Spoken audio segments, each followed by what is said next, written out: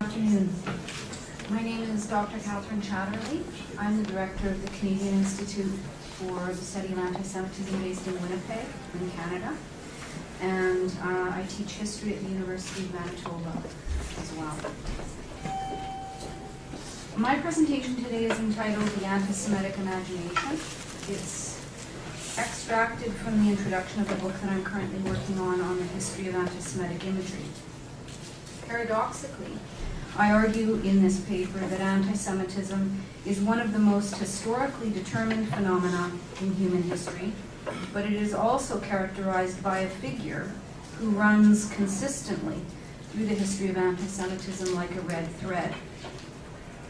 The scholarly study of anti-Semitism has been a small, specialized enterprise, overshadowed and absorbed by the larger field of Holocaust studies. In fact, many of the classic studies of anti-Semitism were precipitated by the rise of Hitler and can be seen as attempts to explain the Nazi culmination of this millennial hatred. Scholars such as James Parks, writing from 1930, Cecil Roth from 1938, Joshua Trachtenberg from 1943, and Leon Polyakov from 1955 were all engaged in an investigative process of trying to comprehend how 6 million Jews could be annihilated in the very heartland of modern civilization. Historically, the field has interpreted anti-Semitism as a Western phenomenon, a product of Christendom, although one influenced by ancient anti-Jewish attitudes expressed largely by writers of the Roman Empire in the period between Nero and Hadrian. With our focus shifting today to so-called new forms of anti-Semitism, and I place new in quotation marks, and especially to that of the Islamic world, it is important to re-examine our assumptions and clarify once again our definitions about the history and nature of this phenomenon. Jewish tradition explains anti-Semitism as natural to the structure of human existence. Quite simply, Esau hates Jacob, always has and always will. This primal hatred of the Jews exists in all places and at all times, independent of culture or religion or socioeconomic circumstances. The rabbis did not contextualize anti-Semitism. It was not understood as a cause and effect kind of phenomenon, but existed as an eternal aspect of existence bound up with the destiny of the Jewish people. This traditional rabbinic understanding of anti-Semitism rests upon a conception of Gentiles as an undifferentiated mass whose inner core, or Esau-ness, remains consistent across time and space despite historical and cultural differences. It is also true that this conflict was perceived as a case of mutual hostility, rivalry, and competition, rather than a simple one-sided assault against Israel, the people, not the state. While there is much to be learned from this traditional reading of anti-Semitism, and one can certainly understand the perspective of the rabbis given the persistent and irrational nature of Jew hatred, however, for a historian, this kind of trans-historical interpretation is fundamentally inadequate. Anti-Semitism is not a seven-headed hydra, popping up in different places at different times as some kind of constant presence in human history. It is actually one of humanity's most culturally specific and historically determined phenomena. It is the product of the rancorous separation between Judaism and the Jesus movement of the first century. During the next 400 years, Rabbinic Judaism and Christianity were finally and irrevocably divorced, with the church in control of the state and its legal code as the new imperial religion. In this period, we know that the church worked relentlessly to purify itself, rooting out Judaizers, those individuals still sympathetic to Judaism, and to separate Christians and Jews to prevent them from celebrating holidays and observing Shabbat together, which people did in great numbers. The church's theology of separation was seen as necessary to establish its authority over society, and became the basis for European legislation, regulating Jewish existence under Christendom for centuries. Natural and inevitable, the separation between Jews and Christians was not. Retrospectively, we know that the triumphant and controlling position of Christianity in the empire, and eventually throughout Europe, led to the systematic exclusion of Jews as a collectivity from mainstream Christian society, to their deep and abiding marginalization, eventual demonization, and to their peculiar positioning in Western societies as middlemen associated with the despised money occupations. What we see in the history of anti-Semitism is a compounding of stigmatization and hatred, which over time results in the production of a composite character that integrates religious and economic themes in a powerfully seamless, toxic, and reinforcing manner. By approximately 1000 CE, the continent of Europe was Christianized, albeit unevenly and idiosyncratically in many places. The period of the High Middle Ages, approximately 1000 to 1300 CE, is in fact the actual laboratory that creates what we know as the anti-Semitic imagination. And it is during these specific centuries that anti-Semitism becomes a popular mass phenomenon. This vivid, image-obsessed imagination was Catholic, and it was fed not just visually, but orally. It had a character at its center that appeared to have the power and determination to control the world, to influence events, and to wreak utter havoc. That character, that figment of the European Christian imagination, is the Jew, and I place that abstraction in quotation marks. He is the tormentor and killer of Christ, the savior of universal humanity, according to Christian theology, who continues until the end of time to work against the church, its gospel, and its people. He is the ritual murderer and host desecrator who reenacts the crucifixion with these homicidal Jewish rituals. The well poisoner and the magician, both of whom are in league with Satan against Christian society, and of course the usurer who recalled Judas Iscariot, the archetypal traitor. It is this character of the Jew that populates the anti-Semitic imagination. It is by the appearance of this character that we know we are in the presence of anti-Semitism, and not some form of xenophobia or hostility, be they the product of culture, politics, or even personal conflict. Regardless of European region, religious denomination, language, or nationality, the characteristics of the Jew are remarkably consistent across time and space. We see shifts in the articulation of perception over time in different contexts, but not in the basic perception itself, to quote Katz and Gilman. Wherever Christianity moved, it brought with it implicitly the character of the Jew. Nothing else can explain the presence of this character and the hatred of it, or for it, among indigenous peoples on several continents, including Canada, sub-Saharan Africans, the Japanese, or account for its absence in parts of the world unaffected by European imperialism, or where European missionary efforts failed to have any real effect, like China and India. Anti-Semitism is carried inside Western culture in the most complex way because the Jew is sewn into the fabric of the Christian imagination.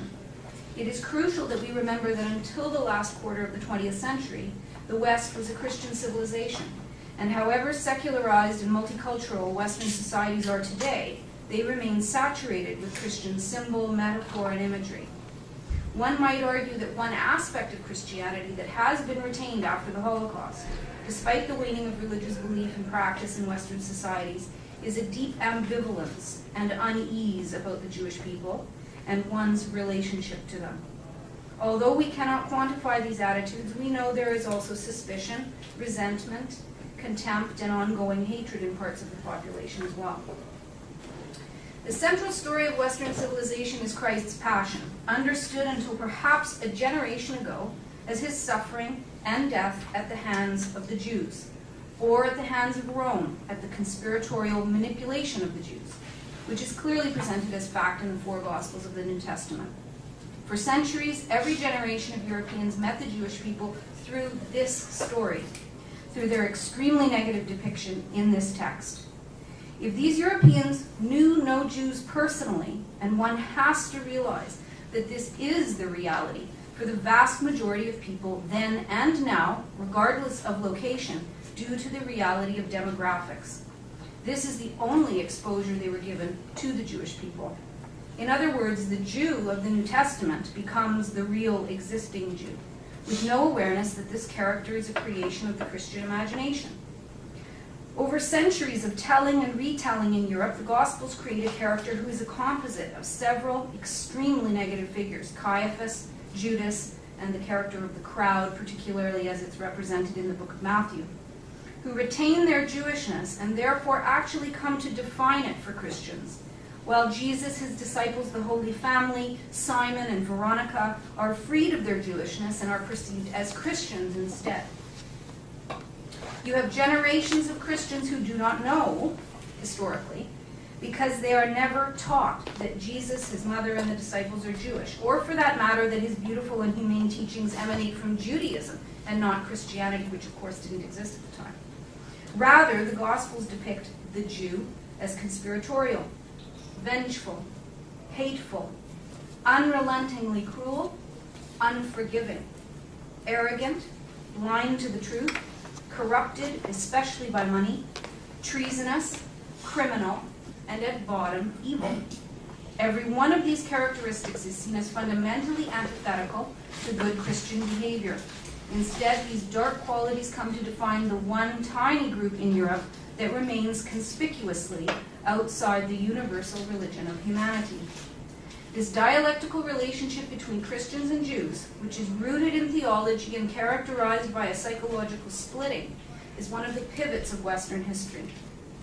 The history of anti-Semitism is a process of reconfiguration, the basic template of which is Christian. The characteristics of the Jew, of this figment created by Christianity, remain consistent, despite being secularized during the 18th and 19th centuries, Islamized from the middle of the 20th century, and globalized via the internet and satellite television since 2001. Ironically, these later reconfigurations of Christian anti-Semitism have their own Bible of sorts, the Protocols of the Learned and Elders of Zion. Today we have a world that meets the Jewish people through this libelous forgery, a text that reinforces all the same New Testament characteristics of the Jew. He is conspiratorial, cruel, powerful, hateful, dishonest, immoral, selfish, arrogant, and most significantly, he is a victimizer, once again engaged in his own particularistic assault on universal humanity. In the anti-Semitic imagination, now as in the past, the Jew is a nihilistic creature, obsessed only with himself, whose selfish Jewish interests make him an enemy of humanity and of any universal religion or movement for the broader interests of humanity. This is the classic and consistent dynamic of anti-Semitism, which is, in essence, a hatred of Jewish particularism. Historically, Jewish religion and nationalism have both been perceived as dangerously exclusive and hopelessly particularistic, and therefore hostile to humanity.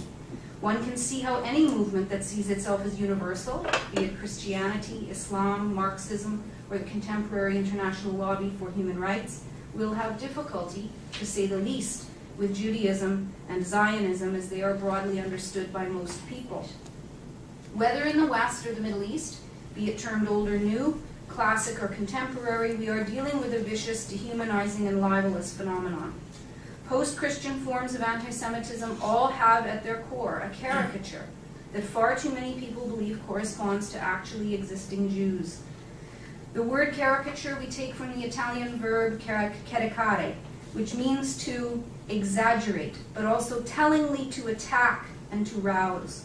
One of the truly frightening and dangerous aspects of anti-Semitism is the provocative and threatening nature of this character at its center.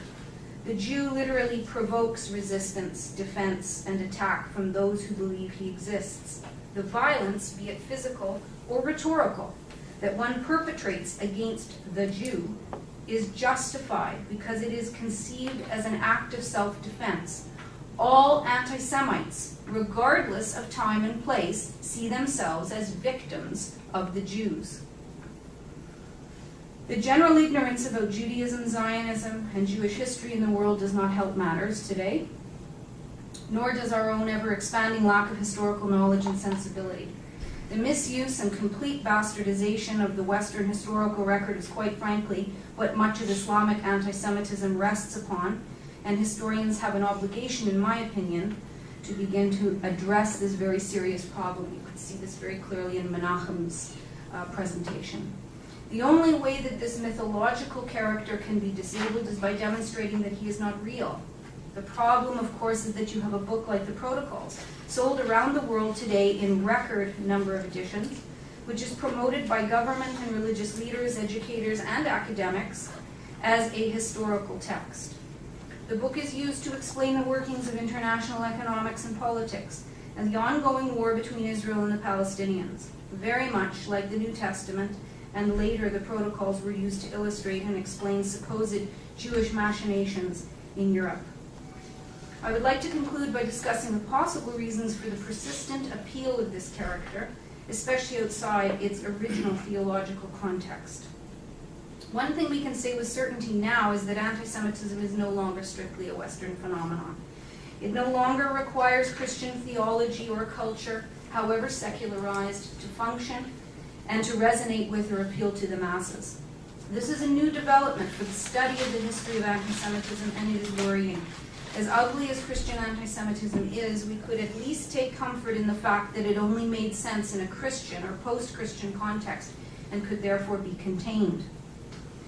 Anti-Semitism, unfortunately, is not only a function of religious theology or of culture, as we have until very recently thought, but also taps into our nature as human beings.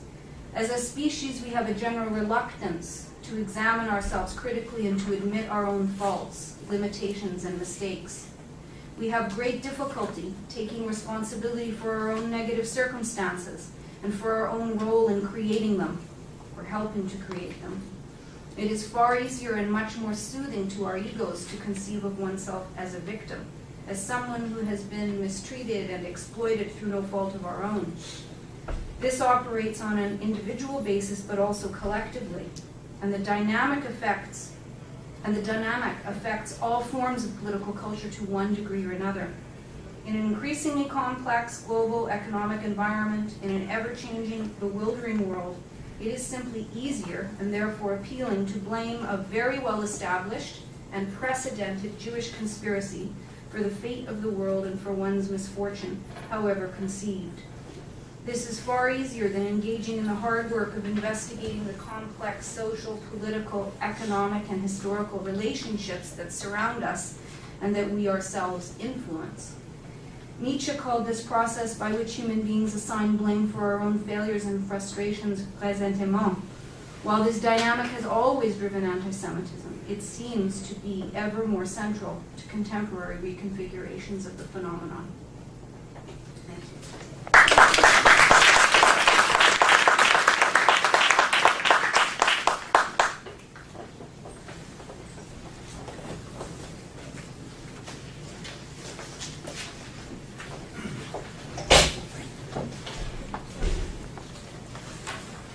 I'm so pleased to be invited to present a paper to this conference, and I am sad that we have to have this kind of conference. As King Henry VIII was reputed to have said to each of his many wives, I will now say to you, I will keep none of you too long.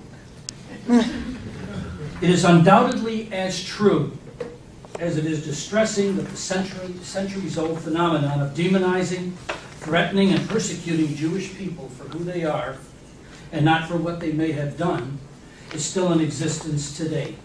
One would have thought that after the Holocaust decimated European Jewry and the Allied victory over a singularly genocidal, racist, and anti-Western and anti-modernist regime, the persistent flames of Jew hatred would have been doused, becoming no more than a cottage industry of a few isolated lunatic clusters of reactionaries. Sadly, our observations show that this sanguine expectation requires dramatic consideration. For a resurgent viral anti-Semitism is growing into a far more global danger for Jews. And it's part and parcel of a recent worldwide wave of highly polarized intolerance toward what some philosophers call the other. Further, as the sentiment and guilt about the Holocaust recedes into historical and mnemonic oblivion, public expressions of contempt and intolerance for Jews seems to be gaining ground.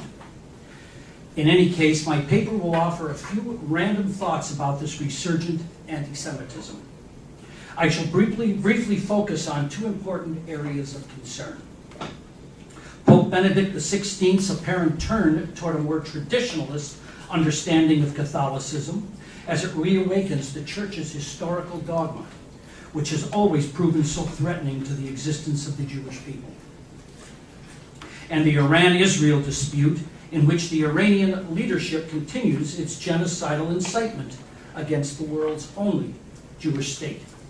For this paper's limited scope, I have chosen to sidestep other crucial anti-Semitic events, as current campus calls for boycotts against Israelis and products made in Israel, disruptive Israel bashers on European and American campuses like the University of California at Irvine, where an Israeli ambassador was shouted down disgracefully in February of this year, neo-Nazi marches in Europe, for example, in Hungary, random physical attacks on individual Jews and Jewish institutions around the world, Holocaust denial conferences, and effusions of cyber hate and cyberbullying and cyber-based recruitment against Jews and against Israel, and so on.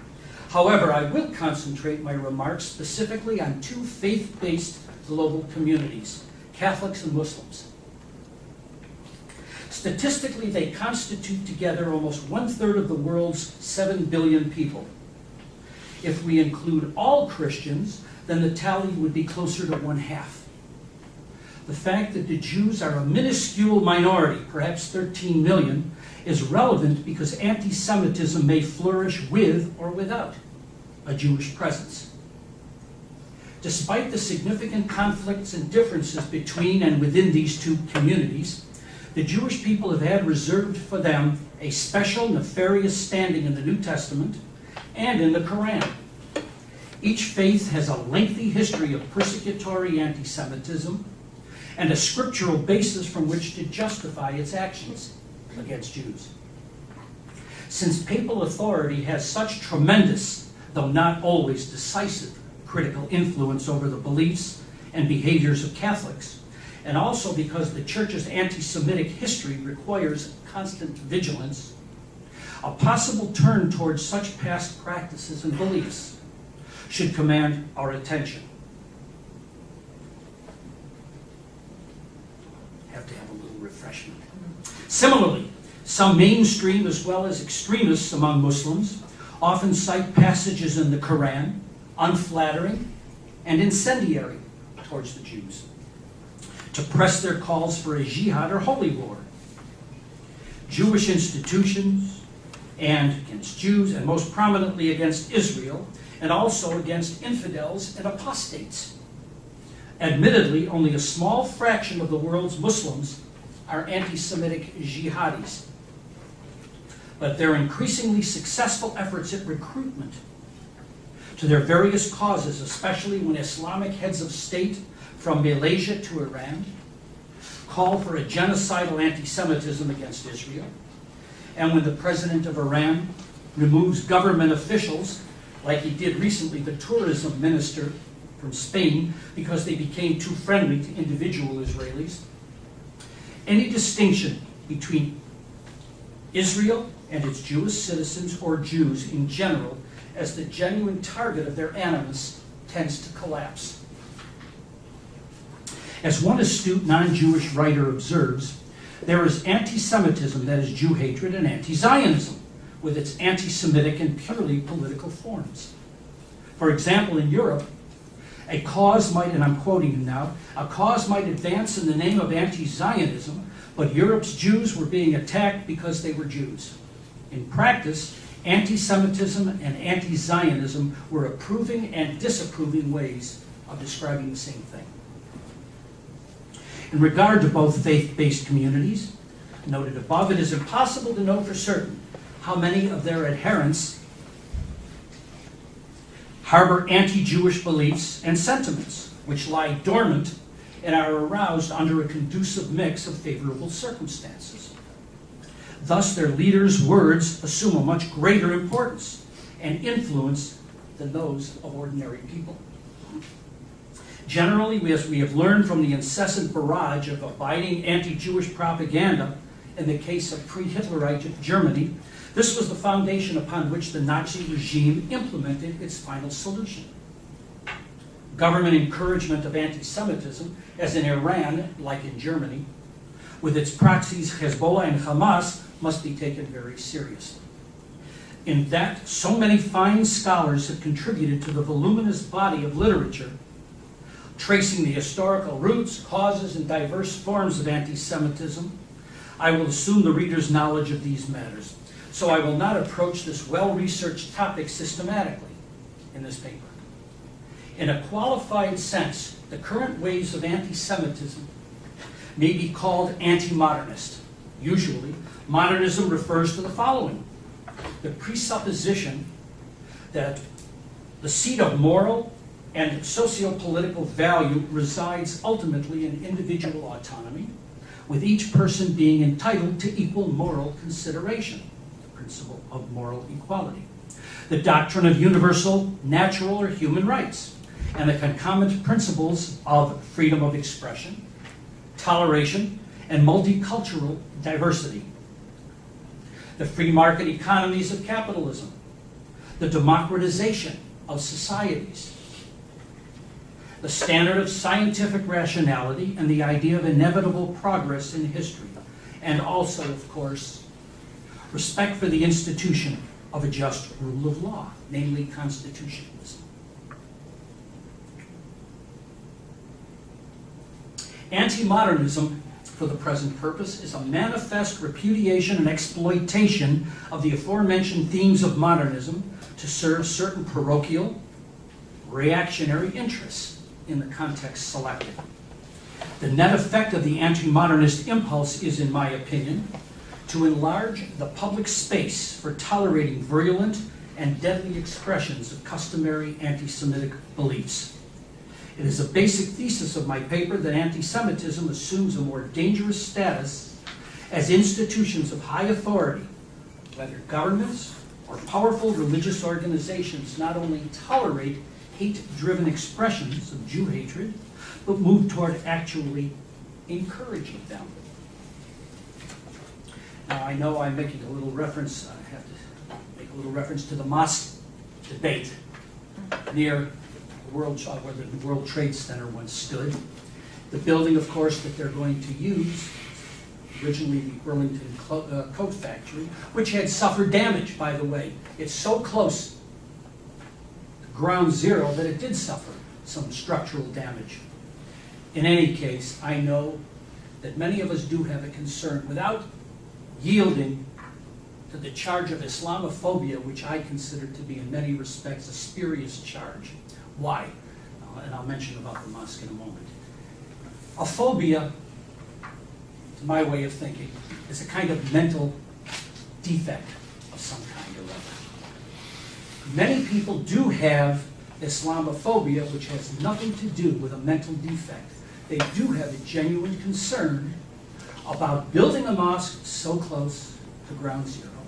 They do have a concern about where the funding is coming from, and they do have a concern about what that mosque is going to be used for. I know it's supposed to be an Islamic community center, but it's probably going to be a bit unlike a Jewish community center, I would suspect, but I don't know that that's true. Okay, I don't know that that's true. I think that very often many of us fear that as mosques and madrasas are used for recruitment of future jihadists, that we don't know for sure whether that mosque would be used for that purpose.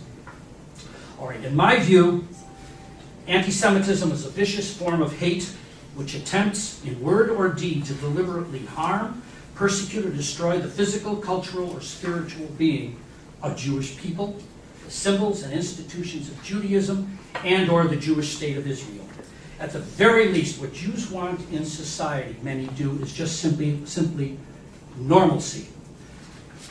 Instead, what they often receive in some parts of the world today is more akin to updated versions of traditional toxic anti-Semitic indictments, like perpetrating usury in the banking system, causing the plagues and illnesses like AIDS and H1N1, poisoning wells, And when Christian or Muslim children are killed, the Jews were or are accused of using their blood to make Passover matzah or pastry, of course, the infamous blood libel. And now Jews or Israelis are accused of harvesting the organs of Palestinian children after Operation Cast Lead in Gaza last year. And we even find that Nazi genocide or Holocaust blamed on its Jewish victims, or that some contemporary Jewish scholars are charged with exploiting the Holocaust and turning it into an industry for sympathy and financial gain. And finally, building on the usual historical anti-Semitism, Jews stand accused by Islamist terrorists of fomenting 9/11 and the anthrax attacks and a hidden conspiracy that recruited others to do their dirty work.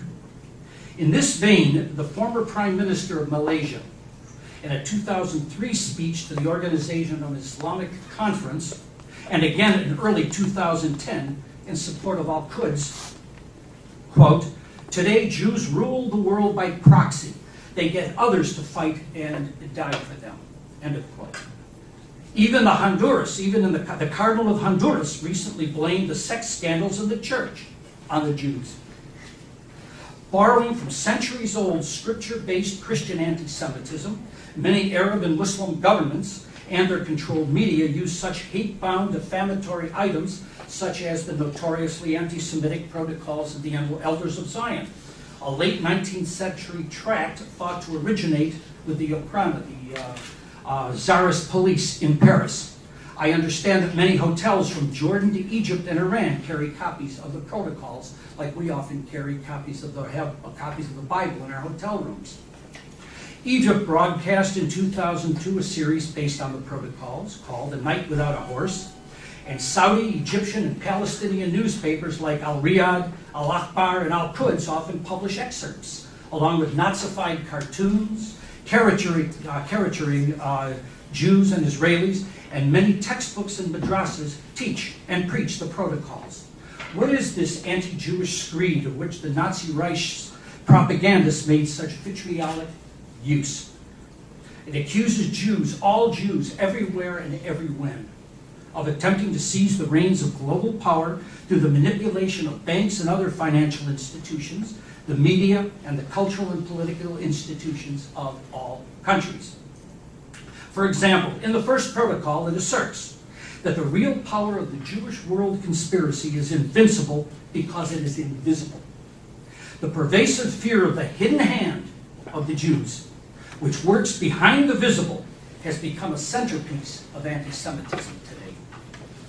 As with other paranoid conspiracy theories of this sort, it is clear that if evidence of a conspiracy is lacking, the conspiracy theorists claim that the lack of evidence is proof positive of a secretive conspiracy. That is, if one cannot prove that ghosts do not exist, then it's assumed that's as evidence that they do. Perhaps it was that during the European Enlightenment and owing to the rise of liberal society, with its individual rights-based freedoms, that the Jews were accused of or suspected of using their newfound freedoms for devious, hidden, self-interested purposes, meaning that from society's perspective, Jews are basically cosmopolitan and rootless. I ask then, with 5 short minutes remaining while I do my dance, is there an emerging downturn in Catholic-Jewish relations? Pope Benedict XVI's policy towards the Jews is becoming problematic because it gives the appearance of inconsistency, backsliding, or cynically worse. His 2 predecessors gave the Jewish people and progressive Catholics substantial reasons to believe that the Catholic Church is finally done with tormenting Jews, and accordingly was actively purging its liturgy of the teachings and interpretations which powered so much of its persecutory anti-Semitism by its adherents for so many years, for so many centuries. Indeed, 45 years ago, the Second Vatican Council in 1965 issued its landmark Nostra Aetate in our time. It explicitly rejected the charge of deicide and held that the Jewish people are not culpable for Jesus' crucifixion. Further, it asserted that they, the Jews, remained, quote, most dear to God. This stunning reversal of the Church's previous triumphalism and supersessionism would mark a dramatic and official, it was hoped, irreversible change in Catholic-Jewish relations in the future. Another illustration is that the Catholic liturgy would have expunged from it a prayer calling for the conversion of Jews. Of course, this prayer implies the superiority of Catholicism. It would then seem to follow that the case for sainthood for the Jewish-born Carmelite nun, Edith Stein, would be put on hold indefinitely. She converted to Catholicism because she hoped it would help her to escape a one-way trip to the Nazis' final solution. It did not, for she too perished in the Nazis' exterminative machinery. Also, on the positive side of the ledger, there have been a number of interfaith services, papal visits to synagogues and to Israel, as well as other genuine efforts by some Catholic and Protestant clergy and theologians to underscore the ecumenical idea that the Jews are to be regarded as elder brothers instead of as a dangerous, expendable, God-forsaken leftovers from pre-Christian times. However, the current Pope is raising the specter of the reversibility of the irreversible, sanguine prospect for further improvement in Catholic-Jewish relations. The senior correspondent for the National Catholic Reporter, John Allen Jr., has tried to give an account of Benedict's Jewish policy because its patent inconsistencies are raising some serious warning signs in parts of the Jewish community.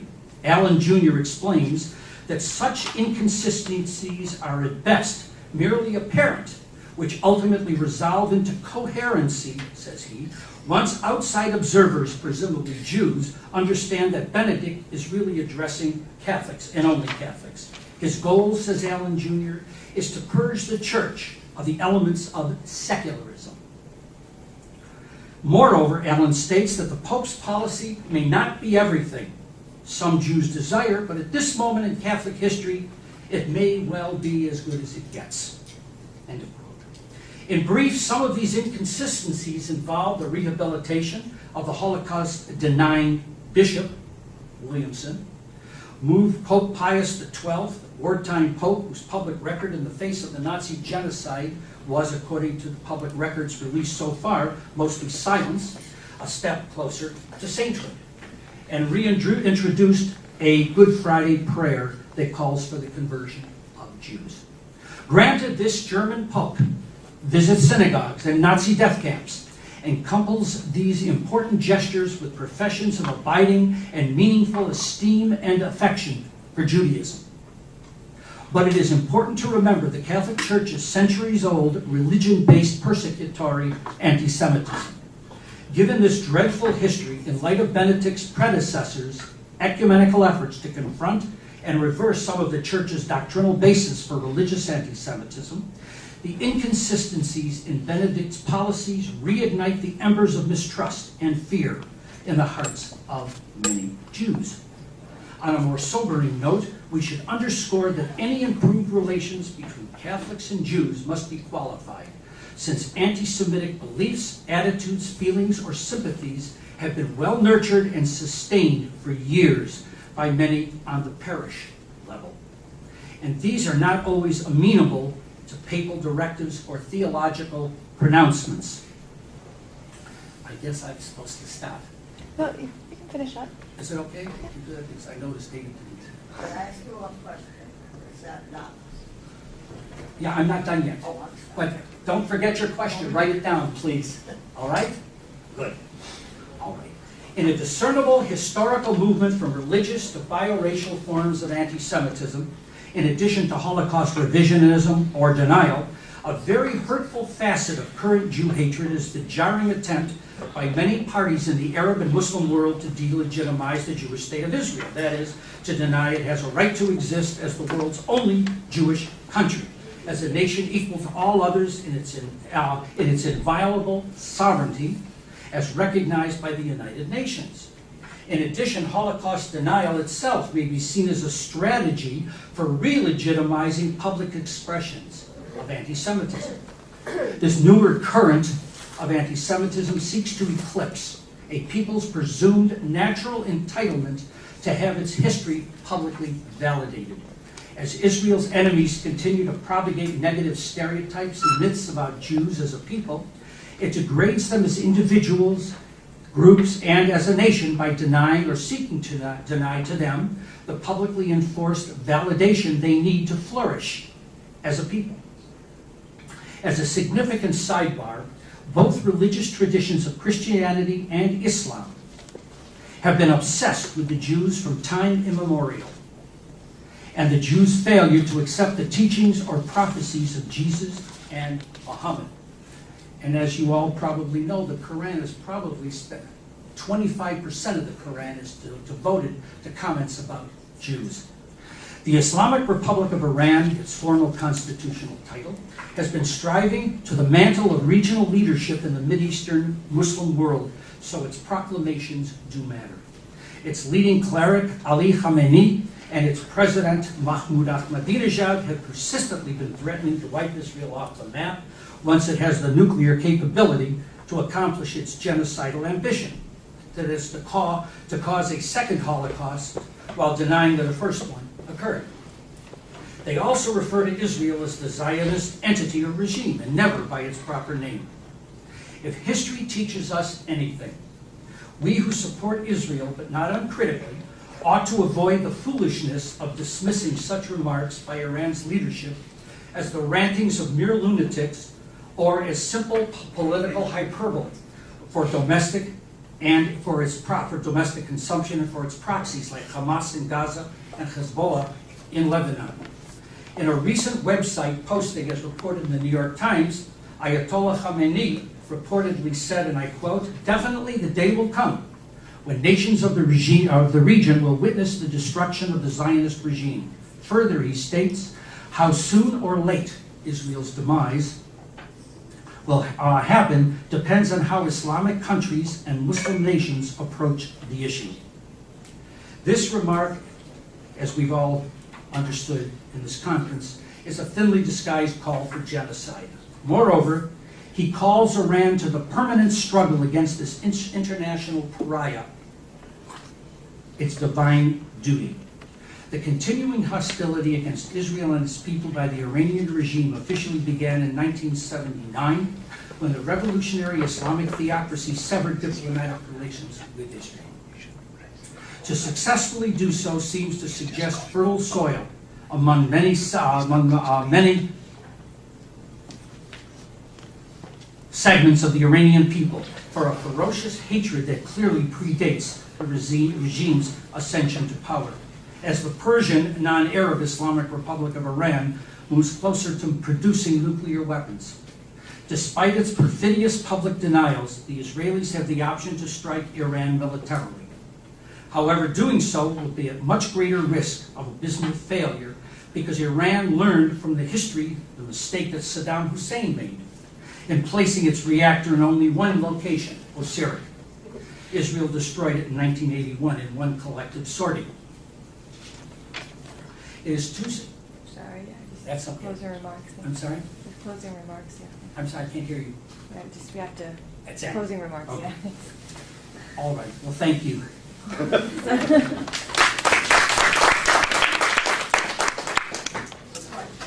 So, How is it? he's sorry, I should have said that. He's fine. He's well.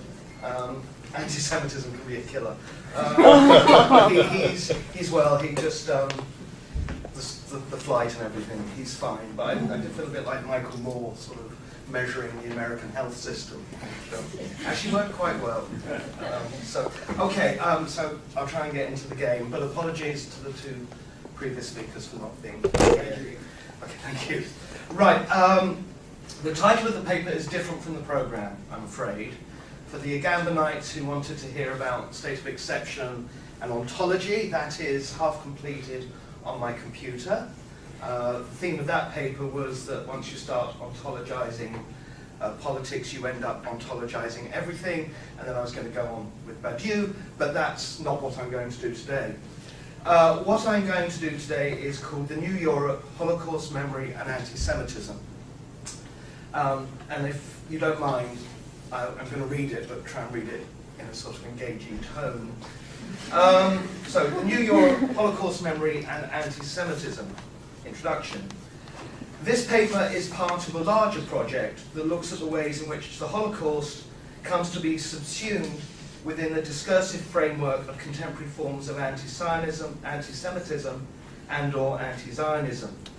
Here I examine this tendency as it plays itself out at the intersection of two interrelated narratives: the construction of the new Europe and its self-legitimizing by the transmission of the Holocaust to, or the concept of the Holocaust, to Holocaust memory.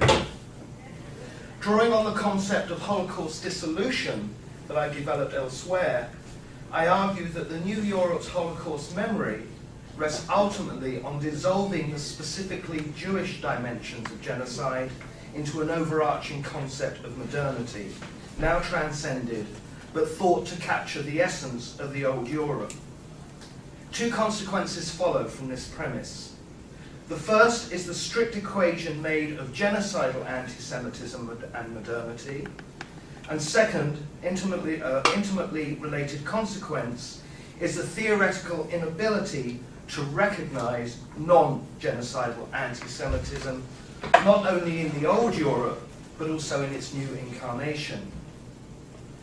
I argue finally that it is this lack of recognition of even the possibility of anti-Semitism that accounts not only for the denials of claims of contemporary European anti-Semitism, but also the venom with which those claims are met and accusations of bad faith and Jewish particularism that accompanies them. The first section is New Europe, the Holocaust and Holocaust Memory. And here I start with a quote from Robert Fine. Shall I not make it to the end of the quote? Please do what we've done. Writing in a recent essay, Fine offers a succinct account of the nature of Holocaust memory within the legitimizing practices of the new Europe. It's worth quoting at length. It's a paragraph. After 1989, the Europeanization of Eastern Europe drew the former satellite centuries of the countries of the Soviet bloc into the orbit of Holocaust commemoration. The Holocaust and Auschwitz became universal references for absolute evil. In this context, one temptation is to give the story of European anti-Semitism a happy ending, and to pay tribute to the success of the new Europe in transcending its longest hatred. Anti-Semitism is tucked safely away in Europe's past, overcome by the defeat of fascism and the development of the Soviet Union. The rise of political anti-Semitism in the late 19th century and its consolidation as an exterminatory anti-Semitism in the 20th century are associated with the ethnic nationalism that prevailed in Europe at the time. It's now, while the end of anti-Semitism is associated with the universal civic values now embodied in the European Union and European Convention on Human Rights. This reassuring narrative looks back to an era in which anti-Semites saw themselves as guardians of the ethnically pure nation state, and forward to a post-national Europe in which anti-Semitism is remembered but only as a residual trauma or a museum piece. Thus, the idea of Europe as a civilized content is rescued from the wreckage. In Fine's account of the distinction between the old and new Europe is a series of strictly demarcated binary oppositions: the nation-state, Europe; nationalism, cosmopolitanism; fascism, human rights; politics, civil society; genocidal anti-Semitism, pluralism. New Europe, in short, defines itself through its overcoming and neutralizing of the first term of each of their couplets and their safe consignment to the past. In this context, Holocaust memory and the Holocaust itself becomes the bridge or hinge between the old and new Europe. Again, in their recent work on Holocaust memory, Levy and Schneider state, and this is the last lengthy quote, the Holocaust constitutes an epochal break. It has therefore the potential of challenging basic national assumptions, like sovereign law in its own territory, and creating a cosmopolitanized public and political space that reinforces moral dependencies. What has pushed the Holocaust to such prominence in public thinking has been the indispensable role it has served in the transition from a world of national sovereignty to a world of interconnectedness, and toward a more cosmopolitanized global society, of which the proliferation of human rights regimes is a prominent manifestation. We see here again the Holocaust cast in the role as epochal break between the old and the new, and as containing the potential of bringing into existence the new, whether in Europe or elsewhere. But we also see a further oppositional couplet, that of Holocaust and of Holocaust memory. Again, the first term is consigned to the past, quite rightly, and the second is seemingly rooted in the present. However, in the content of their representation of the Holocaust, both in itself and in the context of New Europe's Holocaust memory, there is a line of continuity that crosses this assumed demarcation. That strand of continuity is what I refer to as Holocaust dissolution. More specifically, I argue that the presentation of the Holocaust as Holocaust memory dissolves the praxis of genocidal anti-Semitism into a general or universalized account of the old or modern Europe in such a way that any recognition of its particularities that may account for the genocide are lost as is the ability to recognize non-exterminatory forms of anti-Jewish hostility. In the following section of the paper, which I won't discuss today, I look at how critical theory has dissolved the Holocaust genocide, the genocide of the Jews, into the general overarching structures of modernity. Modernity becomes genocidal. And in that way, the particularisms of the Jewish dimension gets lost. And there's been a move recently to the political, so therefore it becomes nothing but an object of political will. However, I'll leave that aside. I've discussed that elsewhere in my work. But what I'll do here, for about the next 5 minutes or so, is look at Holocaust memory and Holocaust dissolution. All that remains, from what I said earlier, in post-national and post-modern Europe is the memory of the Holocaust. But it is less a memory of the Holocaust itself than a memory of the modernity into which the Holocaust was dissolved. Separated from the structural conditions that is said to make it possible, the Holocaust of New Europe's memory becomes nothing more than a symbol. It is a symbol, however, not of anti-Semitism per se, genocidal or otherwise, but of the old Europe itself. The old Europe fragmented into nation states, along with its concomitants of national sovereignty, nationalism, and the genocidal impulse that is said to be inherent within it. Expressing its distance from the world that made the Holocaust possible, the new European symbol of the Holocaust is recast in the language of morality. The symbol's purpose and function is to serve as a warning to be sounded whenever and wherever any of the tendencies of the old Europe threaten to appear or reappear. The moral imperative contained in the symbolism of the Holocaust is contained in the maxim, "Never again Auschwitz." It is to this symbolic value that Dubell refers in his article, "The Remembrance of the Holocaust as a Catalyst for Transnational Ethics." It's a question. When he notes that, again a small quote, "For the Holocaust now provides a meta-narrative for sufferings inflicted for political reasons. It has turned into the supra-denominational passion story of late modernity. Concepts, symbols, and images are taken out of their immediate context and are employed to code in a single term the collective pain that people inflict on others. The symbolic repertoire has been adopted by political groups all over the world who are subject to extreme pain and distress. It is present in the political defense of human rights, in the remoralizing of diplomacy, and in the turning away of the morally neutral realpolitik."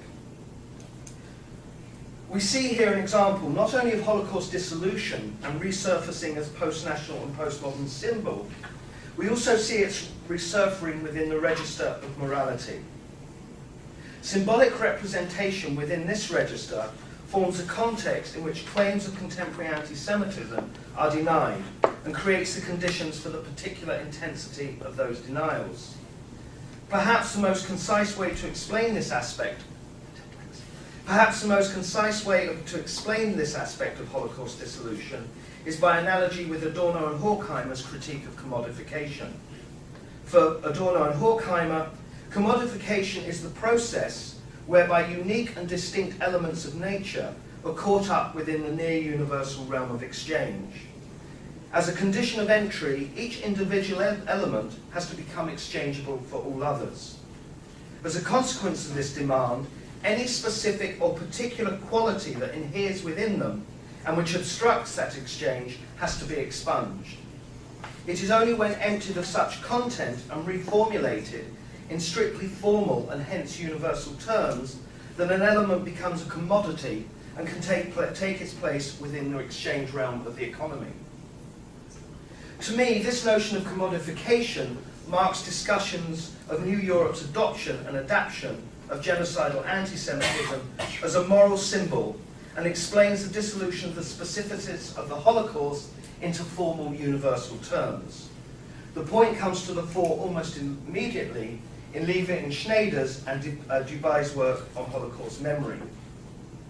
Depicting its symbolic value in terms of its abstract nature of good and evil, quote, that was a quote, the Holocaust can only serve its role as universal warning and call to action once it has been abstracted from, or rather emptied of, its particular elements of its historical occurrence, including, of course, its specifically Jewish dimensions, among which is the presence of anti-Semitism. It is only in such circumstances that the Holocaust, now presented in abstract, formal and universal terms, is free to play the symbolic role allocated to it. In such a form, it takes its place as an ethical commodity within the exchange realm of New Europe's moral economy. It is only at this stage, therefore, when the Holocaust becomes freely exchangeable for any other number of situations, is its dissolution, a dissolution inherent in its symbolic value, is it complete. It is as a consequence of such commodification, and the dissolution of which it is a part, that Levi and Schneider note, the Holocaust is now a concept that has been dislocated from time and space, precisely because it can be used to dramatize any injustice, racism or crime perpetrated anywhere on the planet. However, as Adorno and Horkheimer argue, what cannot be contained within the commodity, that is, its particular aspect of the natural element that resists and obstructs its universalization, that content reappears in the image of a threatening and unpredictable, untamed nature.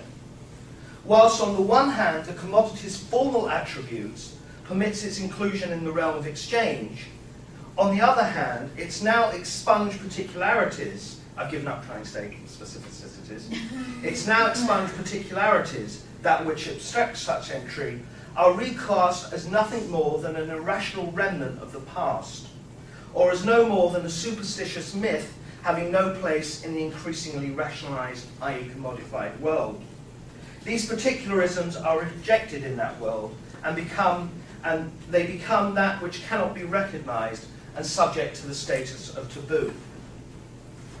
Let me now make more direct this analogy between Holocaust memory and the twin aspects of Adorno and Horkheimer's conception of commodification, in order to shed light upon the intense denials by many to claims of contemporary anti-Semitism. Read into the very fibre of modernity of the old Europe, genocidal anti-Semitism takes on the appearance of a natural phenomenon and is raised to the status of a law of nature. From the perspective of the new Europe, whose self-representation turns on the transcendent, on the overcoming of such anti-Semitism, any recognition of its existence, whether as a continuation of past manifestations or as a new phenomenon, serve to undermine its defining claim. This factor alone goes some way to understanding the intensity and denial of contemporary claims of anti-Semitism. To this initial point, however, a further element can be identified. In an era in which anti-Semitism is deemed a thing of the past, claims of its contemporary present appear to be no more than claims to see an irrational legacy in the past of less enlightened times. Now that the Holocaust has become commodified, its now expunged content, its particularities, its potential continued existence as untamed nature, its anti-Semitism takes on the aura of superstition and taboo. Conclusion. In this paper, I have sought to understand why claims of contemporary anti-Semitism are met with such intense denial. Looking at the problem within the context of the New Europe, I've argued that the underpinning cause of the intensity of denial is that the account of the Holocaust as an inherent outcome of modernity and its reframing as Holocaust memory and universal moral symbol required dissolving the particularities of its Jewish dimensions, including dissolving the phenomenon of anti-Semitism into more universalized and generalized concepts. I'll go through the whole conclusion, even though part of it refers to the first part. First, in New Europe's political reading of the Holocaust, anti-Semitism is recast as genocide. As a consequence, any consideration of modern anti-Semitism that does not fit into this genocidal concept remains both unseen and untheorized. In many ways, if such anti-Semitism does appear in these accounts, it is often presented as no more than a remnant from pre-modern times and hardly worthy of reflection. Second, a similar dissolution is present in New Europe's moralizing of the Holocaust. Certain of its overcoming of genocidal anti-Semitism, New Europe reduces the Holocaust to the symbolic value of an abstract and formal universal moral imperative. Again, however, this universalizing is dependent on the expulsion of that aspect of the Holocaust specifically Jewish content. In both these instances, claims of anti-Semitism, genocidal or otherwise, are seen as no more than remnants of a previous age, an age now safely overcome with all but impossible to credit with any degree of seriousness. However, and more fundamentally, anti-Semitism as an autonomous phenomenon, that's a dodgy expression, but an autonomous phenomenon, one whose meaning, direction and outcome are not determined by what amounts to an omnipotent political will to power, that is, one whose causes and responsibility are not contained and containable, is written out, not only the structure of New Europe itself, but also out of the prehistory of the old Europe that it is said to overcome. In this context, therefore, the abject denial of anti-Semitism and the claims of bad faith associated with such denial may not be surprising.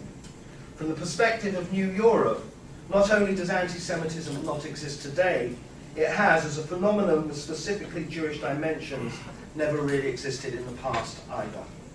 Thanks.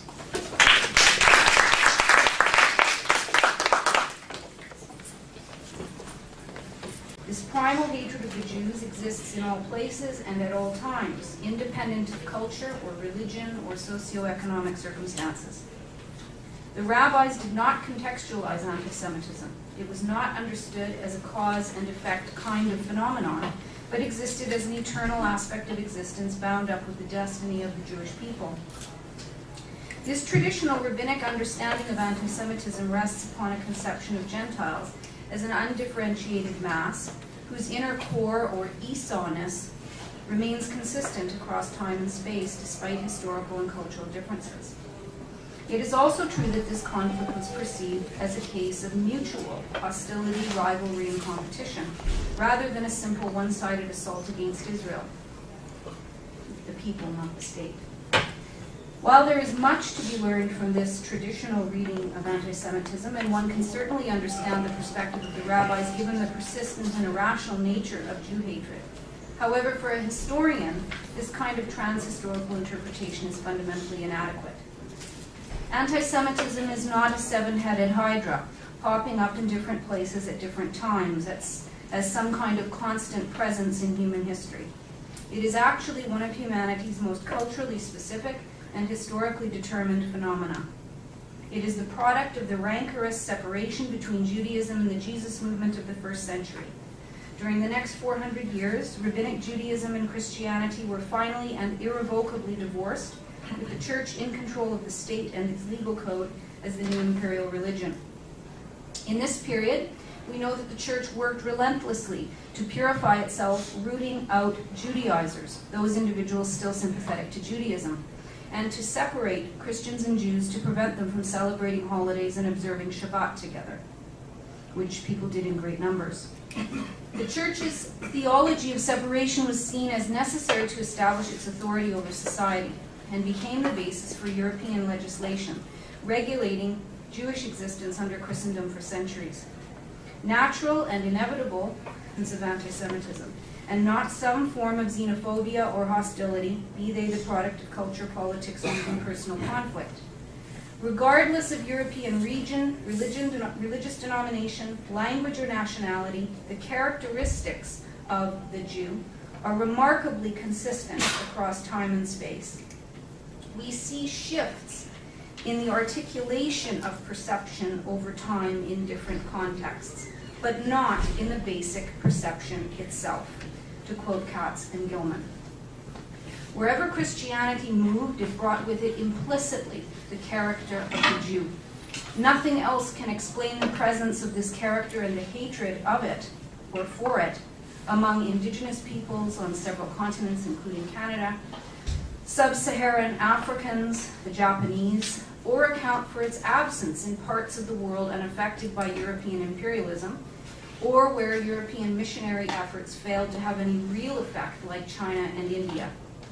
Anti-Semitism is carried inside Western culture in the most complex way because the Jew is sewn into the fabric of the Christian imagination. It is crucial that we remember that until the last quarter of the 20th century, the West was a Christian civilization, and however secularized and multicultural Western societies are today, they remain saturated with Christian symbol, metaphor, and imagery. One might argue that one aspect of Christianity that has been retained after the Holocaust, despite the waning of religious belief and practice in Western societies, is a deep ambivalence and unease about the Jewish people and one's relationship to them. Although we cannot quantify these attitudes, we know there is also suspicion, resentment, contempt, and ongoing hatred in parts of the population as well. The central story of Western civilization is Christ's passion, understood until perhaps a generation ago as his suffering and death at the hands of the Jews, or at the hands of Rome at the conspiratorial manipulation of the Jews, which is clearly presented as fact in the four Gospels of the New Testament. For centuries, every generation, the separation between Jews and Christians was not. Retrospectively, we know that the triumphant and controlling position of Christianity in the empire, and eventually throughout Europe, led to the systematic exclusion of Jews as a collectivity from mainstream Christian society, to their deep and abiding marginalization, eventual demonization, and to their peculiar positioning in Western societies as middlemen associated with the despised money occupations. What we see in the history of anti-Semitism is a compounding of stigmatization and hatred, which over time results in the production of a composite character that integrates religious and economic themes in a powerfully seamless, toxic, and reinforcing manner. By approximately 1000 CE, the continent of Europe was Christianized, albeit unevenly and idiosyncratically in many places. The period of the High Middle Ages, approximately 1000 to 1300 CE, is in fact the actual laboratory that creates what we know as the anti-Semitic imagination. And it is during these specific centuries that anti-Semitism becomes a popular mass phenomenon. This vivid, image-obsessed imagination was Catholic, and it was fed not just visually, but orally. It had a character at its center that appeared to have the power and determination to control the world, to influence events, and to wreak utter havoc. That character, that figment of the European Christian imagination is the Jew, and I place that abstraction in quotation marks. He is the tormentor and killer of Christ, the savior of universal humanity, according to Christian theology, who continues until the end of time to work against the church, its gospel, and its people. He is the ritual murderer and host desecrator who reenacts the crucifixion with these homicidal Jewish rituals. The well poisoner and the magician, both of whom are in league with Satan against Christian society, and of course the usurer who recalled Judas Iscariot, the archetypal traitor. It is this character of the Jew that populates the anti-Semitic imagination. It is by the appearance of this character that we know we are in the preservation of Europeans met the Jewish people through this story, through their extremely negative depiction in this text.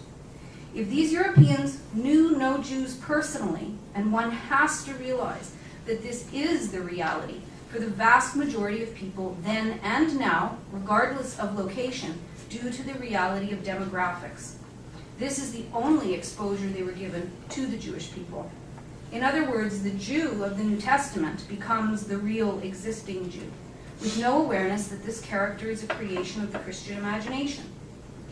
Over centuries of telling and retelling in Europe, the Gospels create a character who is a composite of several extremely negative figures: Caiaphas, Judas, and the character of the crowd, particularly as it's represented in the book of Matthew, who retain their Jewishness and therefore actually come to define it for Christians, while Jesus, his disciples, the Holy Family, Simon and Veronica, are freed of their Jewishness and are perceived as Christians instead. You have generations of Christians who do not know, historically, because they are never taught that Jesus, his mother, and the disciples are Jewish, or for that matter, that his beautiful and humane teachings emanate from Judaism and not Christianity, which of course didn't exist at the time. Rather, the Gospels depict the Jew as conspiratorial, vengeful, hateful, unrelentingly cruel, unforgiving, arrogant, blind to the truth, corrupted, especially by money, treasonous, criminal, and at bottom, evil. Every one of these characteristics is seen as fundamentally antithetical to good Christian behavior. Instead, these dark qualities come to define the one tiny group in Europe that remains conspicuously outside the universal religion of humanity. This dialectical relationship between Christians and Jews, which is rooted in theology and characterized by a psychological splitting, is one of the pivots of Western history. The history of anti-Semitism is a process of reconfiguration, the basic template of which is Christian. Good afternoon. My name is Dr. Catherine Chatterley. I'm the director of the Canadian Institute for the Study of Antisemitism based in Winnipeg, in Canada. And I teach history at the University of Manitoba as well. My presentation today is entitled The Anti-Semitic Imagination. It's extracted from the introduction of the book that I'm currently working on the history of anti-Semitic imagery. Paradoxically, I argue in this paper that anti-Semitism is one of the most historically determined phenomena in human history, but it is also characterized by a figure who runs consistently through the history of anti-Semitism like a red thread. The scholarly study of anti-Semitism has been a small, specialized enterprise, overshadowed and absorbed by the larger field of Holocaust studies. In fact, many of the classic studies of anti-Semitism were precipitated by the rise of Hitler and can be seen as attempts to explain the Nazi culmination of this millennial hatred. Scholars such as James Parks, writing from 1930, Cecil Roth from 1938, Joshua Trachtenberg from 1943, and Leon Polyakov from 1955 were all engaged in an investigative process of trying to comprehend how 6 million Jews could be annihilated in the very heartland of modern civilization. Historically, the field has interpreted anti-Semitism as a Western phenomenon, a product of Christendom, although one influenced by ancient anti-Jewish attitudes expressed largely by writers of the Roman Empire in the period between Nero and Hadrian. With our focus shifting today to so-called new forms of anti-Semitism, and I place new in quotation marks, and especially to that of the Islamic world, it is important to re-examine our assumptions and clarify once again our definitions about the history and nature of this phenomenon. Jewish tradition explains anti-Semitism as natural to the structure of human existence. Quite simply, Esau hates Jacob, always has and always will.